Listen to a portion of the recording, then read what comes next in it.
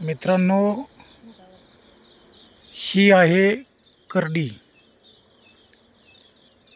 करडी हे पीक पूर्वी फार महत्त्वाचं मानलं जायचं आणि आतासुद्धा त्याचं महत्त्व लोकांना कळायला लागलेलं आहे.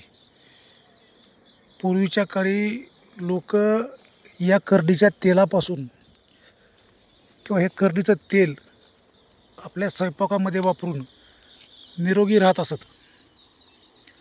परंतु आता बदलत्या काळानुसार सोयाबीन तेल, सूर्यफूल तेल, शेंगदाणा तेल या प्रकारची सर्व तेलं मार्केटमध्ये आलेली आहेत. परंतु ज्या तेलामध्ये फॅट नाही, जे तेल आयुष्य वाढवतं, असं हे करडी पीक आहे. ह्याला खूप मेहनत आहे, खूप कष्ट आहे. आपण जर बघितलं तर ही करडी ही शरीरासाठी अतिशय उपयुक्त आहे. लहान असताना आपण बाजारामध्ये करडीची भाजी घेतो, ती भाजी खातो.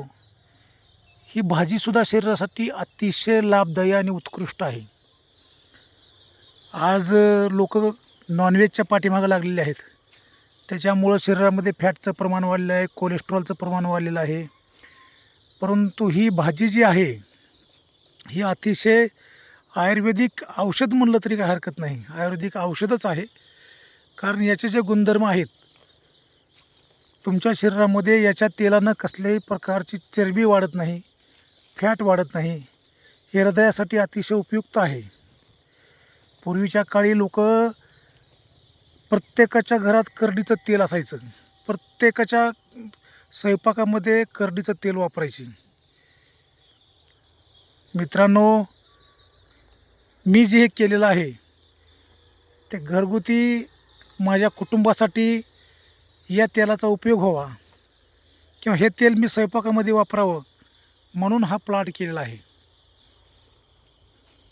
पहा तुम्ही किती प्लांट चांगला आलेला आहे. ही करडी नसून एक जीवन देणारं आयुर्वेदिक औषध आहे. म्हणून माझी विनंती आहे सर्वांना की तेलामध्ये बदल करा, हिरव्या पालेभाज्या खावा.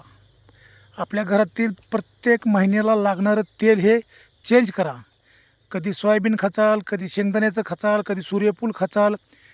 कधी तुम्ही जरी महाग असलं तरी एखाद्या वेळेस करडीचं तेल घेऊन करडीच्या तेलाचा वापर करा आणि त्यानंतर तुमच्या शरीरामध्ये होणारे बदल बघा.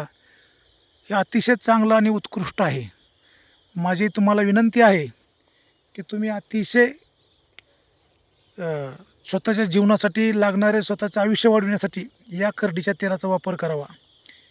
हे बघा, काट्याच्या मधोमध हे बघा, ह्याला काटे कसे आहेत. मित्रांनो, करडीच्या तेलाचा वापर करा, आपलं आरोग्य सुधारा. जय जवान जय किसान.